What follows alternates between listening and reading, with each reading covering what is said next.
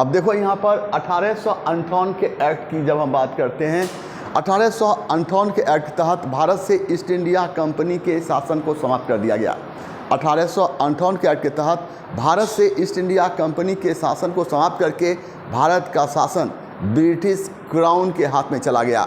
1858 के एक्ट के तहत डलहौजी द्वारा अपनाए गए राज हड़प नीति को त्याग दिया गया। अब देसी राज्य का ब्रिटिश क्राउन के साथ प्रत्यक्ष रूप से संबंध स्थापित किया गया। 1858 के एक्ट के तहत एक नवीन पद का सृजन किया गया जिसका नाम भारत सचिव था। यह भारत सचिव ब्रिटिश मंत्रिमंडल का सदस्य होता था और ब्रिटिश पार्लियामेंट के प्रति उत्तरदायी होता था। भारत सचिव के कार्यों में सहयोग देने के लिए एक परिषद होता था और जिसमें 15 सदस्य होते थे और कोई भी निर्णय बहुमत के आधार पर लिया जाता था।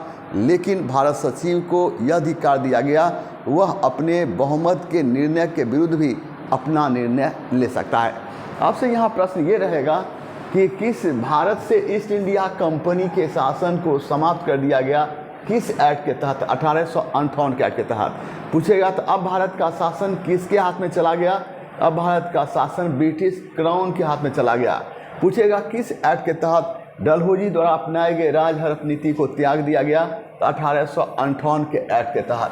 पूछेगा कि किस एक्ट के तहत देसी राज का ब्रिटिश क्राउन के साथ प्रत्यक्ष संबंध स्थापित हो गया? तो 1858 के एक्ट के तहत। पूछेगा किस एक्ट के तहत एक नवीन पद का सृजन किया गया?